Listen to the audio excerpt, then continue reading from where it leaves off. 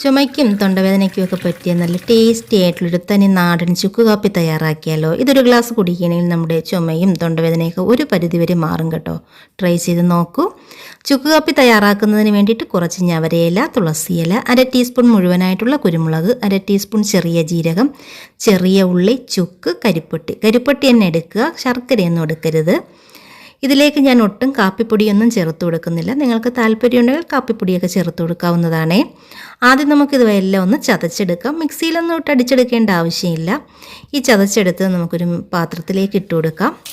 ഇതിലേക്ക് നിങ്ങൾക്ക് എത്രത്തോളം മധുരം വേണോ അതിനനുസരിച്ചിട്ടുള്ള കരിപ്പട്ടി എടുക്കുക. ഞാൻ ഇത്രയാണ് എടുത്തിട്ടുള്ളത്. ഇനി ഞാനിവിടെ 2.5 ഗ്ലാസ് വെള്ളമാണ് ഒഴിച്ചു കൊടുക്കുന്നത്. എന്നിട്ട് നല്ലതുപോലെ ഒന്ന് മിക്സ് ചെയ്തതിന് ശേഷം മീഡിയം ഫ്ലെയിമിൽ വെച്ച് അടച്ച് വെച്ചൊന്ന് തിളപ്പിച്ചെടുക്കണം. ഇടയ്ക്കൊന്ന് ഇളക്കി കൊടുക്കുക. അങ്ങനെ ഞാനിവിടെ നല്ലതുപോലെ ഒന്ന് തിളപ്പിച്ചെടുത്തിട്ടുണ്ട്.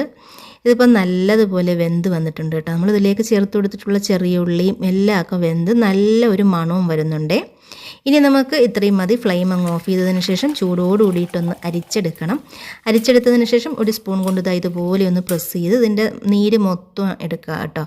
ഈ കൊത്തൊക്കെ അങ്ങ് മാറ്റി വയ്ക്കുക. അങ്ങനെ രുചികരമായിട്ടുള്ള നമ്മുടെ ചുക്ക് കാപ്പി റെഡിയാണ്. ഒന്ന് ട്രൈ ചെയ്ത് നോക്കണേ.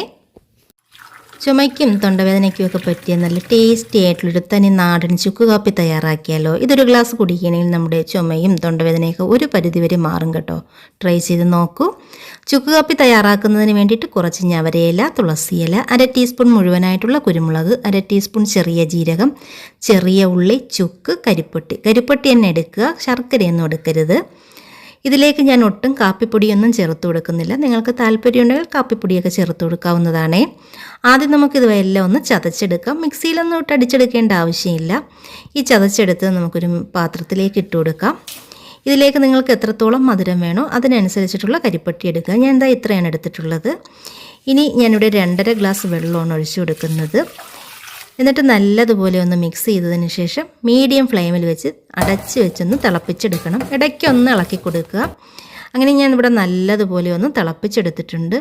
ഇതിപ്പോൾ നല്ലതുപോലെ വെന്ത് വന്നിട്ടുണ്ട് കേട്ടോ. നമ്മളിതിലേക്ക് ചേർത്ത് കൊടുത്തിട്ടുള്ള ചെറിയ ഉള്ളിയും എല്ലാം ഒക്കെ വെന്ത് നല്ല ഒരു മണവും വരുന്നുണ്ട്. ഇനി നമുക്ക് ഇത്രയും മതി. ഫ്ലെയിം അങ്ങ് ഓഫ് ചെയ്തതിന് ശേഷം ചൂടോട് കൂടിയിട്ടൊന്ന് അരിച്ചെടുക്കണം. അരിച്ചെടുത്തതിന് ശേഷം ഒരു സ്പൂൺ കൊണ്ട് ഇതുപോലെ ഒന്ന് പ്രസ് ചെയ്ത് ഇതിൻ്റെ നീര് മൊത്തം എടുക്കുക കേട്ടോ. ഈ കൊത്തൊക്കെ അങ്ങ് മാറ്റി വയ്ക്കുക. അങ്ങനെ രുചികരമായിട്ടുള്ള നമ്മുടെ ചുക്ക് കാപ്പി റെഡിയാണ്. ഒന്ന് ട്രൈ ചെയ്ത് നോക്കണേ.